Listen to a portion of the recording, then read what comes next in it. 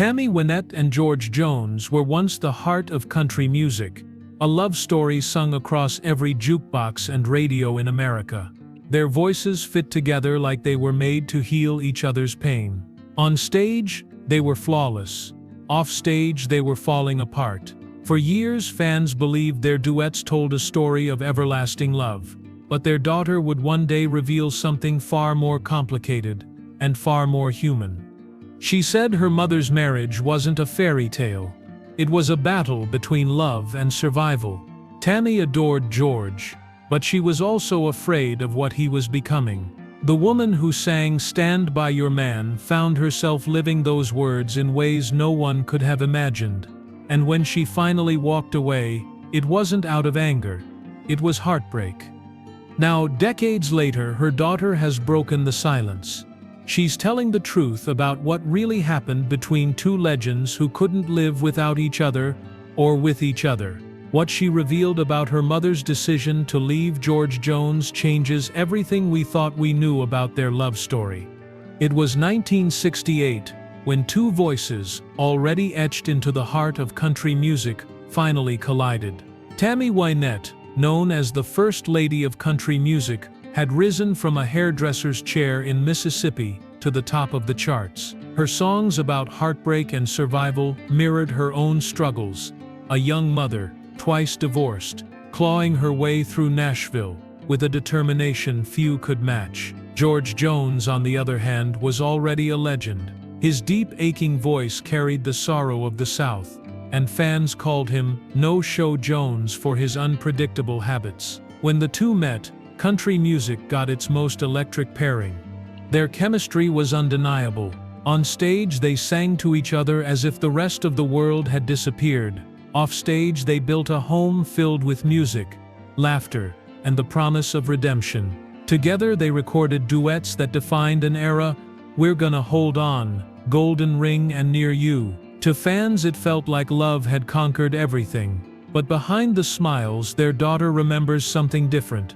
The long nights on the road, the exhaustion, the emotional cost of fame that neither fully understood. Tammy believed she had found not just a partner, but a kindred soul who shared her pain and her faith. She once said George was the only man who ever truly understood her songs.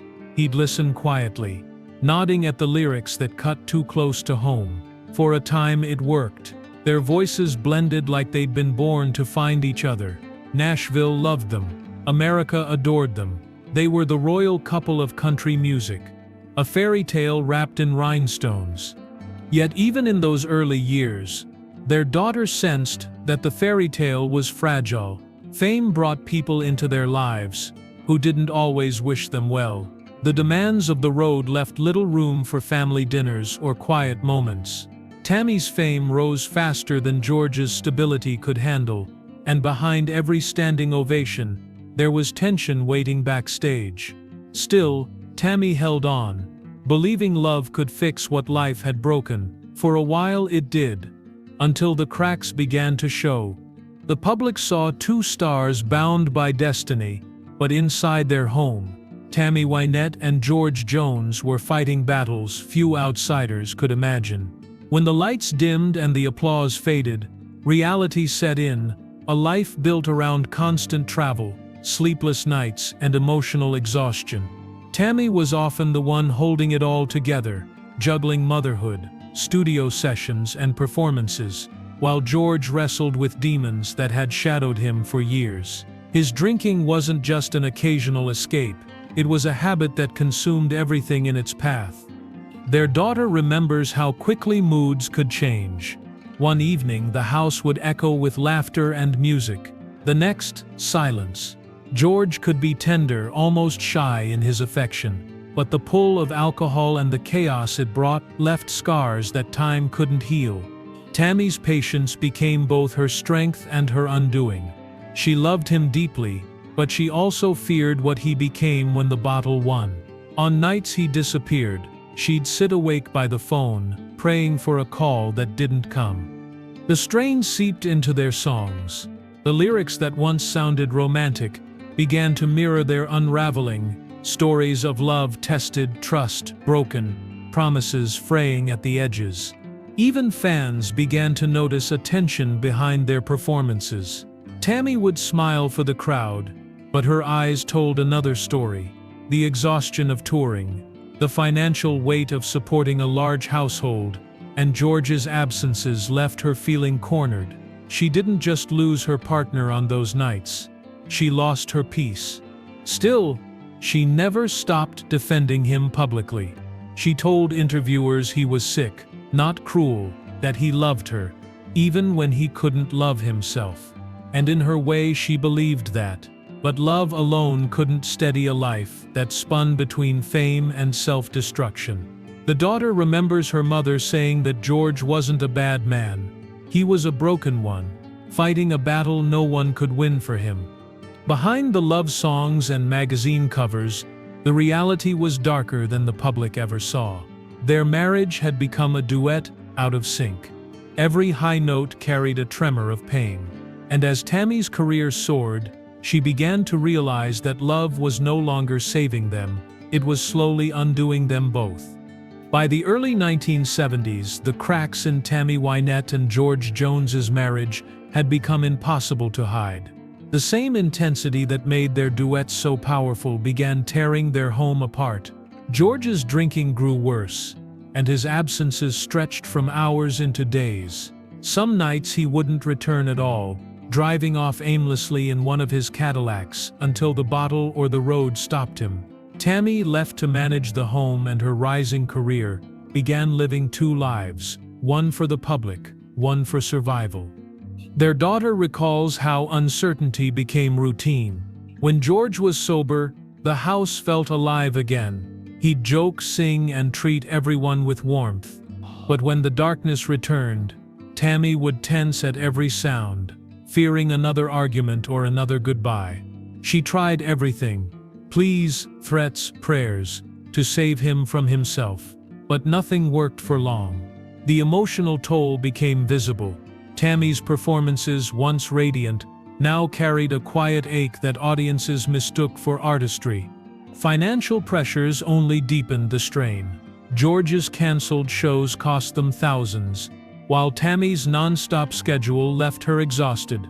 She was keeping both their careers afloat, but the cost was heavy. Friends later said that Tammy's need to appear strong kept her from admitting just how fragile she felt inside. To the public, she was still the devoted wife. Behind closed doors, she was a woman trapped between love and despair.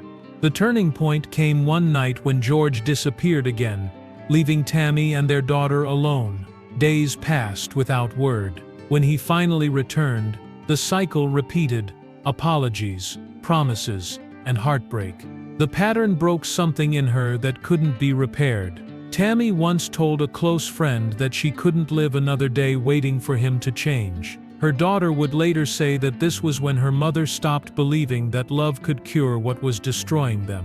By 1975, the silence between them spoke louder than any song they'd ever sung together. Tammy had built her career on stories of love surviving hardship, but her own story was slipping away. George still loved her, but his addictions had become stronger than his devotion. And Tammy, weary from years of heartbreak, finally began to see the truth. She could save his legacy, but not his life. In 1975, the news hit Nashville like thunder. Tammy Wynette and George Jones, the couple who had sung about unbreakable love, were finished. To fans, it didn't seem possible. They had written the soundtrack to Heartbreak, and now their own had become the most public of all. But for Tammy, the decision wasn't sudden. It was the end of years spent trying to hold a life together that was already gone. When the divorce papers were filed, reporters flooded her driveway. Headlines called it the end of country's royal marriage. Behind those words was a woman drained from years of turmoil, and a man still lost in his own battles. Their daughter remembers the confusion more than the anger. One day she saw her parents laughing together. The next, boxes filled with memories lined the hallway. No shouting, no grand scene, just quiet heartbreak, and a mother who looked both relieved and broken. Tammy's friends later said she struggled deeply with the decision. She still loved George. She always would. But the chaos had reached a point where love wasn't protection anymore, it was punishment. George's absence from home and his unpredictable drinking left Tammy living in fear of the next call, the next tabloid headline, the next public humiliation. The woman who sang "Stand By Your Man" finally realized she couldn't stand by any longer without losing herself. For George, the divorce carried its own pain. He'd tell friends later that he never stopped loving Tammy, that the marriage ended because of his failures, not hers. Yet even after the papers were signed, they couldn't stay apart completely. The music kept pulling them back together. They still performed duets. They still smiled for the cameras. And audiences, clinging to hope, believed maybe they'd find their way again. Their daughter saw it differently. She saw two people who had shared something rare, a love that fame couldn't destroy, but life couldn't sustain. The divorce may have ended the marriage, but it didn't end the bond. Tammy carried his memory in every song she sang afterward. George kept her picture close, even through the years when they barely spoke. The world saw an ending. Their daughter saw something quieter, a love too deep to vanish, but too wounded to survive. After the divorce, Nashville didn't know what to believe. Tammy Wynette and George Jones had been inseparable for so long that their separation felt unreal. Fans sent letters begging them to reconcile, unaware of the toll those years had taken. Tammy tried to move forward, recording new music and protecting her children from the gossip that followed them everywhere. Yet no matter how far she went, George's shadow remained. Every interviewer asked about him. Every performance brought back a memory she couldn't escape. Their daughter later said the hardest part wasn't the split itself, but the silence afterward. The house felt too quiet. Tammy rarely spoke about George in front of her children, except to remind them that he was still their father and that he loved them, even if he couldn't be there. She told them that addiction wasn't a choice, but a sickness. It was her way of shielding them from bitterness, of preserving the good memories when everything else had fallen apart. Tammy poured her pain into her music. Songs like "Till I Can Make It on My Own" weren't just hits, they were messages to herself, reminders that survival was possible even when love had failed. Her daughter remembers watching her mother sing those words live, her eyes glistening, her voice trembling on the edge of truth. The audience thought it was performance. It wasn't. It was confession. George, meanwhile, was spiraling. Without Tammy's grounding presence, his drinking worsened. There were missed shows, canceled tours, even moments when his career seemed beyond saving. Yet through it all he kept talking about her. In private conversations, he'd say he'd never stopped loving Tammy, that no other woman ever filled that space. And when asked about her years later, Tammy admitted that George had been the love of her life, but love alone hadn't been enough. Their daughter would eventually share that Tammy often expressed regret, not for leaving, but for not being able to help him find peace. She once said her mother cried when George's songs came on the radio even years later. The love between them had simply changed form, no longer romantic, but still hauntingly alive. In the years that followed, that connection would draw them back together once more, proving that even broken hearts sometimes find their way back to the same song. By the late 1980s, time had softened what anger once remained between Tammy Wynette and George Jones. They were no longer husband and wife, but their lives never truly separated. The pain of their past had settled into something gentler, an understanding that neither could have reached while the wounds were still fresh. Nashville had moved on to newer stars, yet when Tammy and George appeared together again, even briefly, the applause sounded like a welcome home. George had begun to rebuild his life. After years of struggling, he finally sought help and found sobriety. His voice, though aged by hardship, carried a new depth, one shaped by survival. Tammy watched his comeback quietly, proud but cautious. Their daughter recalls that her mother never spoke with bitterness, only with a kind of weary affection. When the chance came for them to perform together again, she agreed. And when they stepped on stage singing Golden Ring, years after their divorce, the audience wept. It wasn't nostalgia, it was forgiveness in melody. Behind the scenes, their conversations grew warmer. Tammy still teased him, and George still called her darling. They would laugh about the madness of their youth. The tours, the tabloids, the nights neither could remember. It wasn't about rekindling romance. It was about closure, about two people who had finally survived themselves. Their daughter said those moments were her favorite memories. Two legends, scarred but smiling, finally at peace with what life had demanded of them. In interviews, both reflected on their shared past without resentment. George admitted he'd nearly destroyed the best thing that ever happened to him. Tammy said she'd learned to love him for who he was, not who she'd wanted him to be. They never rewrote history. They simply accepted it. When Tammy fell ill in the late 1990s, George visited her. It was quiet, tender, and brief. Their daughter later described that meeting as two souls who didn't need to say anything. They had already said it all through their music. When Tammy passed in 1998, George's grief was raw. He wept through performances dedicated to her, singing A Picture of Me Without You, as if the lyrics had come full circle. In that final chapter, forgiveness wasn't spoken, it was lived.